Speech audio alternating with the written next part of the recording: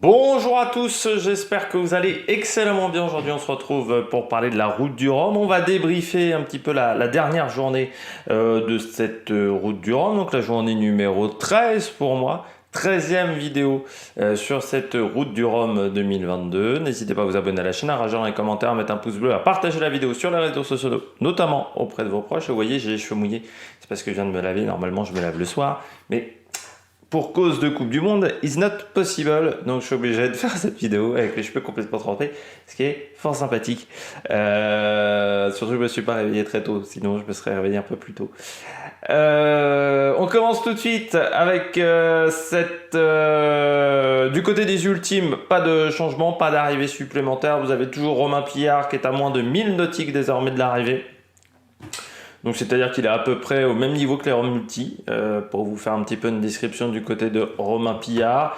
Du côté des Ocean 50, on poursuit avec l'arrivée d'Armel Tripon sur les petits doudous. Il est arrivé hier avec les petits doudous.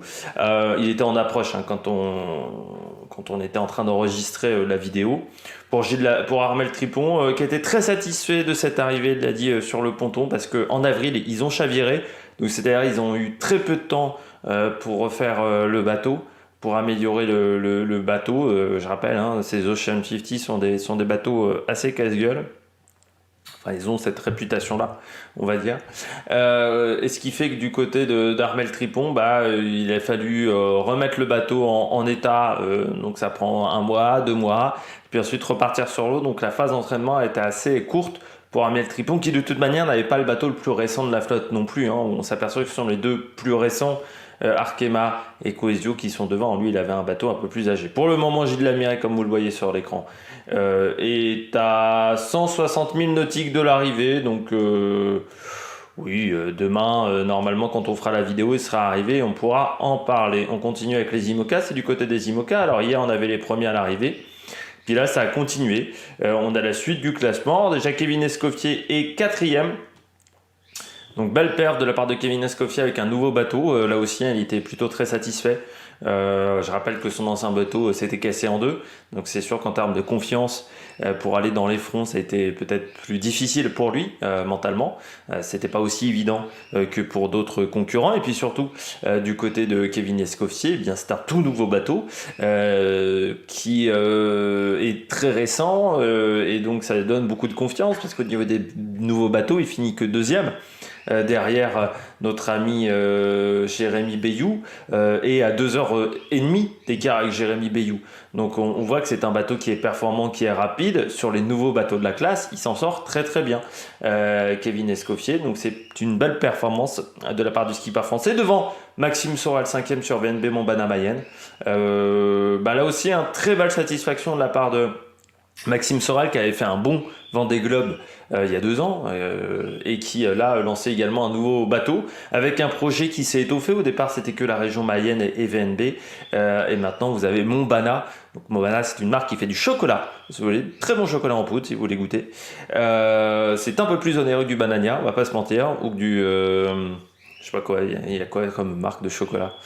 C'est peut-être plus cher également que du Van Houten. Voilà, on va citer les 3 marques, on va faire comme avec les règles de l'Arcom, les règles de la télévision. Mais c'est du bon chocolat. Maxime Sorel, donc, qui est arrivé 5e. Qui sur un bateau qui n'était pas confortable, il l'avait dit Maxime Sorel, c'est-à-dire ils ont vraiment tenté de fiabiliser le bateau, ils n'ont pas travaillé sur le confort. Donc il a dit, j'ai jamais fait une course aussi engagée physiquement, ce qu'on dit certains aussi, mais lui, on avait vu notamment à l'intérieur, il n'y avait pas de bannette. Le siège de veille c'était un siège baquet de Formule 1, donc il y avait sans rembourrage, sans rien, donc c'était vraiment très très compliqué pour le concurrent français. Donc vraiment belle performance de la part de Maxime Sorel qui a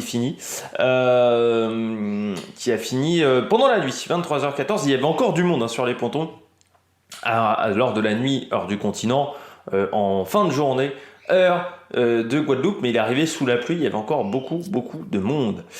Du côté de Paul Meillat, il est arrivé pas très loin derrière, 1 heure après pour Paul Meillat. sur Biotherme, là également, un bateau nouveau pour Paul Meillat. Et surtout, c'était le vainqueur de la Route du Rhum, donc il fait quand même 6e. Et il a dit il s'attendait pas à une telle performance. Lui aussi, il s'attendait pas à être aussi bien avec son bateau. Voilà, il pensait plutôt découvrir, un petit peu faire le déverminage de son nouveau matériel, et ça s'est très très bien passé. 7e, Justine Métro est également arrivée. Justine Métro, que dire, elle l'a dit en interview, je suis pas la plus expérimentée, mais je sais que j'ai un bateau qui peut faire de très belles choses. Et oui, elle l'a montré, mais pour une fille qui n'est pas expérimentée, elle a fait, je trouve, une sacrée course, Justine Métro, et elle a fait preuve vraiment de beaucoup de sang-froid dans ses trajectoires, et elle a réussi à utiliser énormément de capacité de son bateau. Donc certes, le bateau va vite, mais la skippeuse va aussi très très vite. Et pour une fille qui n'a pas beaucoup d'expérience, je trouve que c'est vraiment une très belle performance de la part de Justine Métro. Donc bravo pour la Suissesse, et qui est donc la première fille à l'arrivée de cette transatlantique. 8e, Benjamin Dutreux, il est aux alentours de la bouée de Basse-Terre. Donc lui, il vient de démarrer, il est à la moitié du chemin, on va dire, sur le contournement de la Guadeloupe. Isabelle Yoshke, elle vient de démarrer son contournement de la Guadeloupe. Elle a fait une très bonne journée, Isabelle Yoshke, là. 14 nœuds 2 sur les dernières 24 heures, parce qu'elle était dans un paquet, notamment avec Pip Air, Tanguy Le Turquet. Elle a fini fort, je dirais, Isabelle Yoshke. 10e, Tanguy Le Turquet sur Lazare, qui a repris la 10e place. Premier non-foiler, donc il s'en sort très très bien pour le moment. Il est devant Pip Air, Romain Athanasio et Moncourtier Énergie, mais c'est un gros match entre tous ses concurrents, parce que Tanguy Le Turquet n'a que 15 000 nautiques d'avance sur Sébastien Marseille. Donc autant vous dire que ces 5-là vont arriver les uns. Ça va être un gros bouchon du côté du contournement de la Guadeloupe. On aura les résultats demain pour savoir qui finit devant l'autre, mais il va y avoir un sacré match. Et voilà, Pip Air vient de repasser devant Tanguy Le Turquet. Donc le classement que je vous ai donné à 9h n'est plus le bon, vu qu'il est 10h, il vient de changer, c'est le classement. Et donc Benjamin Dutreux, il est à 26 000 nautiques de l'arrivée, même à peu près, voilà, donc il est quasiment au niveau de la bouée. Sébastien Marseille 13e, 14e, James Serraida, qui a fait une très belle course, et Mondoyeur Duo for Job, Benjamin Fer, et 15e pour le moment, Yannick Bestaven 17e au niveau de la Micaline. Voilà, il a eu 2 dernières journées compliquées, Yannick Bestaven, juste devant Giancarlo Pedocté. Alan Roura 21e, qui se maintient à peu près à la même position, et puis Boris Herman comme un seul homme, également avec Belliovan 3e, Malaysia Sea Explorer, Boris Herman qui a eu quelques problèmes techniques 24e, et puis Sam Davis qui a eu une course très compliquée juste derrière Louis Duc, qui, je vous rappelle, avait pris l'option mort, qui ne s'est pas du tout avérée payante. On passe aux classes 40. Du côté des classes 40, pour le moment, Johan Richomme est en tête.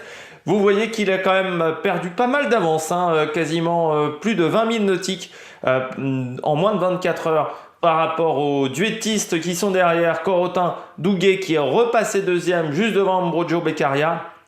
Mais entre les deux, le match est très serré. On trouve ensuite Banque du Léman, Simon Coster 4e, Antoine Carpentier 5e, qui vient de repasser devant Luc Berry.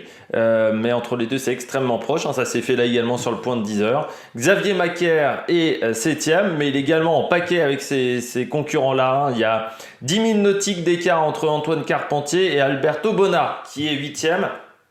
Donc là aussi, ça va être un sacré match dans les dernières journées. 9e, Martin Lepape. 10e, Quito de Pavant.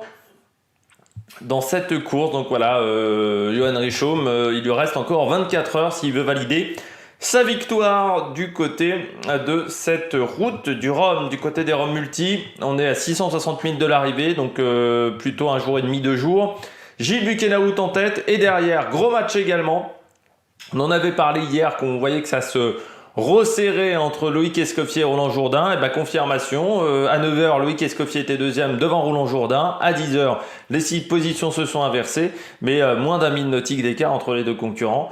Donc ça va être un sacré match entre les deux, entre Loïc Escoffier et Roland Jourdain dans les dernières 24 heures, avec un Loïc Escoffier qui a fait 12 nœuds 8 contre 10 nœuds 7 pour Roland Jourdain. Donc il est allé plus vite sur les 24 dernières heures. Il est même allé plus vite que Gilles Buquenaout. Marc Guillemot est 4e, il est à peu près sur le même rythme que Gilles Buquenaout. Et puis Alvar Mabir 5e. Donc là aussi, il y a eu changement de position entre les deux concurrents. Gwen Chapalin 6e, Fabrice Payen 7, Florent Flo, pardon, avec Philippe Poupon est 8e. Son objectif maintenant, c'est de prendre la 7e place. Étienne Orcher de 9 et Thomas Lurton 10e. Et puis en Rome Mono, toujours la course sans problème de la part de Jean-Pierre Dick qui a désormais 304 000 nautiques d'avance sur Catherine Chabot. Catherine Chabot qui a également augmenté son avance par rapport à Wilfried Clerton. Willy Bissinte est 4e. Il a perdu du temps par rapport à Wilfried Clerton et Olivier Newsguard 5e. Je pense qu'on aura du mal à avoir des changements dans cette catégorie au niveau des positions dans le classement. J'espère que vous avez aimé cette vidéo. N'hésitez pas à vous abonner à la chaîne, à réagir dans les commentaires, à mettre un pouce bleu. On se retrouve demain à peu près même heure pour faire le débrief de cette nouvelle journée de la Route du Rhum qui commence maintenant. Allez, ciao ciao!